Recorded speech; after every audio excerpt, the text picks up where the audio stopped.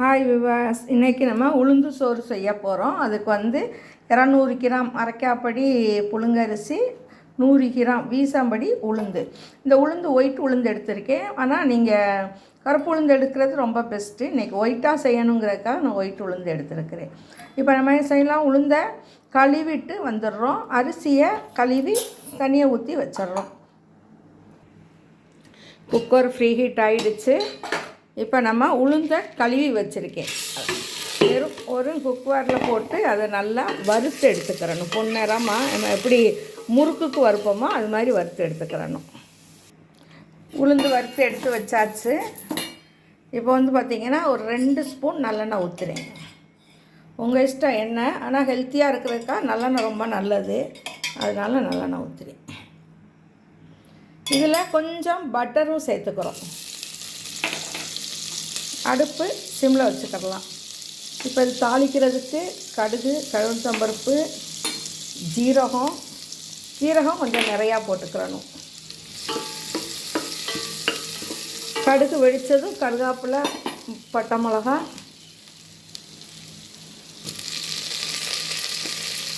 மிளகாங்கிறது காஞ்ச மிளகா. கடுகு நல்லா வெடிச்சிருச்சு. இப்போ நம்ம தாளிக்கிறதுக்கு பூண்டு ஒரு 5-6 பூண்டு நறுக்கி வச்சுருக்கேன். சின்ன வெங்காயம், பச்சை மிளகா, 3 பச்சை மிளகாய். நம்ம காரத்துக்கு வேறு எதுவும் போடாததால் இந்த பச்சை மிளகா காரமாக வேணும். பட்டை மிளகாயும் போடணும். ஒருத்தவங்களுக்கு பிடிக்காது, எனக்கு பச்சை மிளகானா ஸ்கிப் பண்ணிக்கலாம்.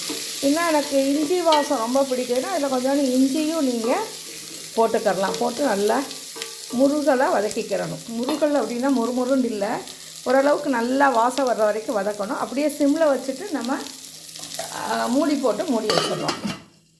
அதுலேயே நல்லா வதங்கிடும்.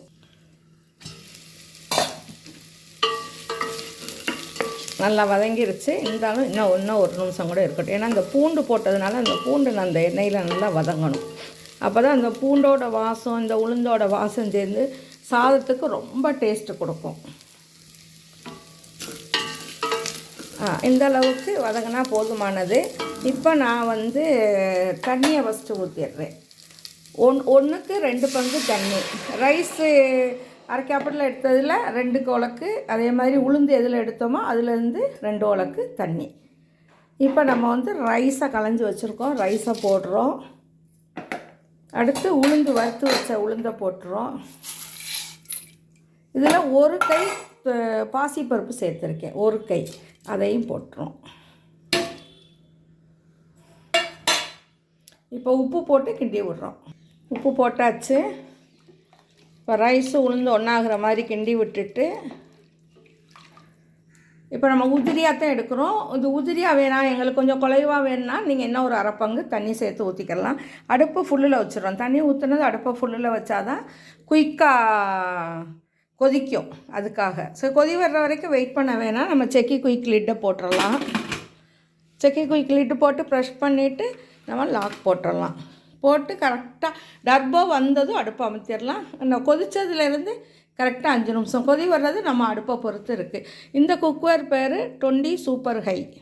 இதில் இந்த குக்கர் கொள்ளளவு 4 லிட்ரு, 20 சென்டிமீட்டர் அகலம் கம்மியாக இருக்கும். இதில் சாதம், கறிக்குழம்பு, பிரியாணி, சாம்பார், சன்னா மசாலா, நீங்கள் உங்கள் வீட்டில் பண்ணுற எல்லாமே சாப்பாட்டு ஐட்டத்தில் எல்லாமே பண்ணலாம். காய் கூட்டு வைக்கலாம், பருப்பு கூட்டு வைக்கலாம், அந்த மாதிரி எல்லாமே பண்ணிக்கலாம். காய் பொரியல் பண்ணலாம். ஒரு 1/2 கிலோவாவது பண்ணணும். இதில் கொஞ்சமாக பண்ண முடியாது. டர்போ வந்துருச்சு. அடுப்பை நான் ஆஃப் பண்ணிட்டேன். டர்போ நிமிஷத்துலேயே ஆஃப் பண்ணிடணும், இல்லாட்டி குலைவாயிரும். உளுந்து சாதத்துக்கு ஒரு சைட் டிஷ்ஷாக ஒரு காராவடை. காராவடைங்கிறது உளுந்து அரிசி சேர்ந்து அரைச்சி போடுறது. ரொம்ப அருமையாக டேஸ்ட்டாக இருக்கும். தொட்டுக்கிறவும் ரொம்ப நல்லாயிருக்கும். இன்னும் நமக்கு இங்கிட்டு பார்த்தீங்க அப்படின்னா இன்னும் ஏர் போகலை. கொஞ்சம் ஏர் போகட்டும். போனதுக்கப்புறம் நம்ம ஓப்பன் பண்ணி காட்டுறேன். குக்கரில் டீப் ஃப்ரை பண்ணையில் என்னோடய கலர் மாறாது, என்னோடய தன்மை மாறாது. எப்படி போட்டோமோ எப்படி ஊற்றுனோமோ அப்படியே இருக்கும். இன்னொன்று அளவும் கம்மியாக தான் இதாக இருக்கும். பாருங்கள், ஒரு சொட்டு கூட எண்ணெய் குடித்த மாதிரி இருக்காது. ஏர் ஃபுல்லாக போயிடுச்சு. நான் இப்போ ஓப்பன் பண்ணுறேன். பாருங்கள், பார்க்கவே அருமையாக டேஸ்ட்டாக இருக்குது. பாருங்கள், உதிரியாகவும் இருக்குது. ஒரு சொட்டு எண்ணெய் சரி, ஒரு சொட்டு குழையலை, உடையலை, விதையாகவும் இல்லை, நல்லா சாஃப்டாக ரொம்ப அருமையாக இருக்குது. இதுக்கு மேலே உங்களுக்கு விருப்பம் அப்படின்னா நீங்கள் தேங்காய் பூ போட்டுக்கிறலாம். இங்கே நான் தேங்காய் பூ போடலை. லைட்டாக அப்படியே மல்லித்தூவி இப்போ சேவ் பண்ணிடலாம். பாருங்கள், அருமையான உளுந்து சாதம் ரெடி ஆகிடுச்சு. அதுக்கு சைடிஷ் ஒரு முட்டை, காரா வடை. இன்னும் பார்த்திங்கன்னா உப்பு கண்ணம், கறி அந்த மாதிரி வச்சுக்கிட்டா கூட ரொம்ப டேஸ்ட்டாக இருக்கும். இன்னும் கொஞ்சம் நிறையா சாப்பிட்லாம். ஆனால் இது சாப்பிட திகட்டாமல் இருக்கும். ஆரோக்கியத்துக்கு ரொம்ப நல்லது. எல்லாருமே சின்ன பிள்ளையிலேருந்து பெரியவங்க வரைக்கும், முன்னாடியெல்லாம் எப்படி சொன்னோன்னா 40 வயசுக்கு மேலே உளுந்து சாதம் சாப்பிடுங்க, கால் வலிக்காமல், கால் போன் தேயாமல் இருக்குன்னு சொன்னாங்க. இன்றைக்கி பிறந்த குழந்தைக்கே கால் இல்லை, கால்சியம் சத்து இல்லை அப்படின்னு சொல்கிற காலத்தில் இப்போ நம்ம இருக்கிறோம். அதனால் வாரத்தில் ஒரு நாள், வயசானவங்க நான் 30-40 வயசுக்கு மேலே வாரத்தில் 2 நாள், மற்றபடி வாரத்தில் ஒரு நாள் உளுந்து சாதம் அவசியம் எல்லார் வீட்லேயும் இருக்க வேண்டிய ஒரு ரெசிபி தான் இது.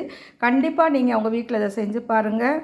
உங்களுக்கு பிடிச்சிருந்தால் லைக் போடுங்க, கமெண்ட் பண்ணுங்கள், சப்ஸ்கிரைப் பண்ணுங்கள். நெக்ஸ்ட்டு ஒரு நல்ல வீடியோவோடு சந்திக்கிறேன். Thank you very much.